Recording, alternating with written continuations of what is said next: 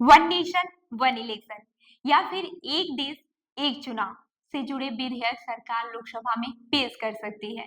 News agency PTI की report के मुताबिक कानून मंत्री अर्जुन राम मेघवाल संविधान का 129वां संशोधन विधेयक और केंद्र शासित प्रदेश कानून संशोधन यानी कि विधेयक को सदन में पेश करेंगे। 12 दिसंबर को प्रधानमंत्री मोदी की अध्यक्षता में केंद्रीय मंत्रिमंडल ने इस विधेयक को मंजूरी दी थी। अब लोकसभा और विधानसभा चुनाव एक साथ कराने की वन नेशन वन इलेक्शन की सोच को आगे बढ़ाने के लिए कदम उठाए जा रहे हैं। बता दें कि संविधान संशोधन विधेयक पास कराने के लिए संसद में 2/3 बहुमत की जरूरत होगी, जबकि दूसरे विधेयक को सामान्य बहुमत से ही पास किया जा सकता है। इस वीडियो में हम जानते हैं कि अब तक वन नेशन वन इलेक्शन पर क्या क्या हुआ है और इसको लेकर विवाद क्या रहा है।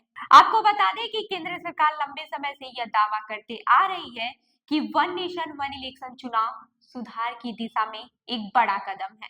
इसी विचार को आगे बढ़ाते हुए सितंबर 2023 में प्रधानमंत्री मोदी की सरकार ने पूर्व राष्ट्रपति रामनाथ कोविंद की अध्यक्षता में वन नेशन वन इलेक्शन की संभावनाएं तलाशने के लिए एक उच्च स्तरीय समिति का गठन किया।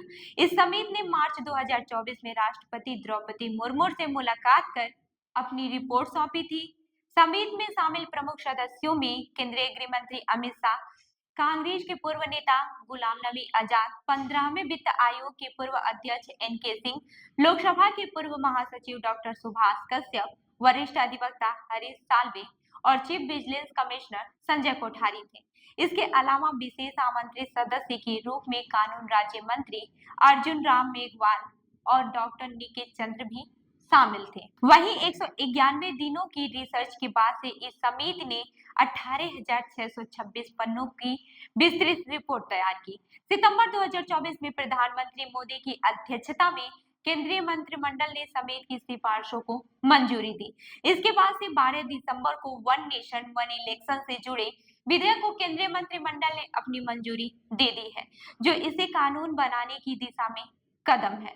सिफारिश क्या है ये भी जान लेते हैं। पूर्व राष्ट्रपति रामनाथ कोविंद की अध्यक्षता वाली इस समिति का कहना है कि सभी पक्षों, जानकारों और फिर शोधकर्ताओं से बातचीत के बाद ये रिपोर्ट तैयार की गई है।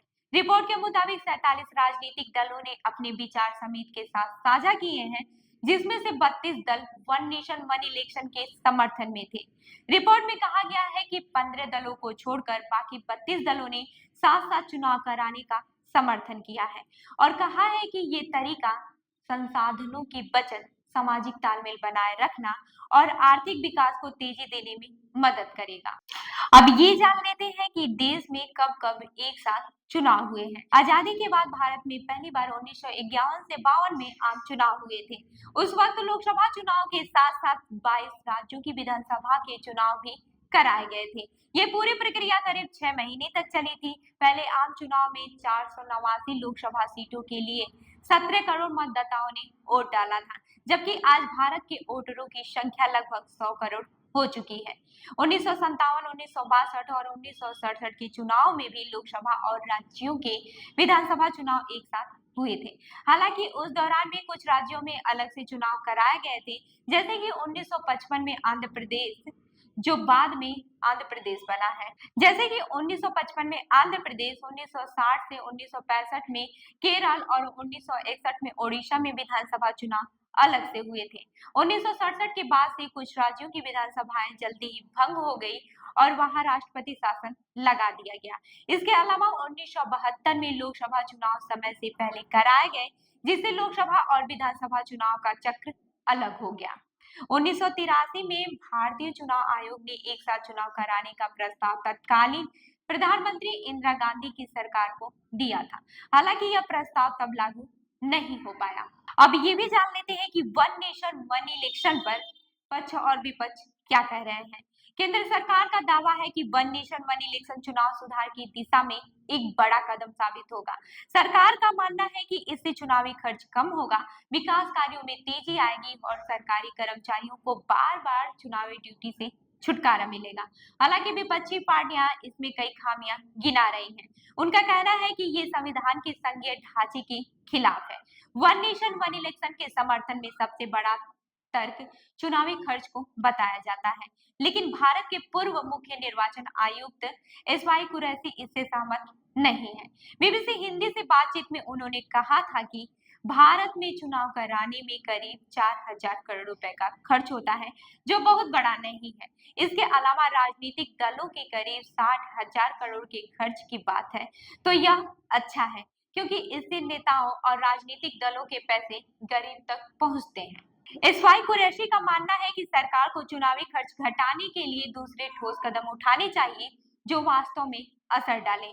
एसवाई कुरैशी के अनुसार पूर्व राष्ट्रपति रामनाथ कोविंद की अध्यक्षता में बनी समिति को 47 राजनीतिक दलों ने अपनी प्रतिक्रिया दी थी। इसमें 15 दलों ने इसे लोकतंत्र और संविधान के संघीय ढांचे के खिलाफ बताया था। इसके अलावा कई दलों ने सवाल उठाया था कि यह प्रणाली छोटे दलों के लिए मुश्किल खड़ी कर सकती है और लोकतंत्र की बहुलता को नुकसान पहुंचा सकती है। तो इस खबर पर क्या है आपकी राय, हमें जरूर बताएं। मैं हूं रूबी आपके साथ और आप देख रहे हैं जनदर्पण न्यूज। धन्यवाद।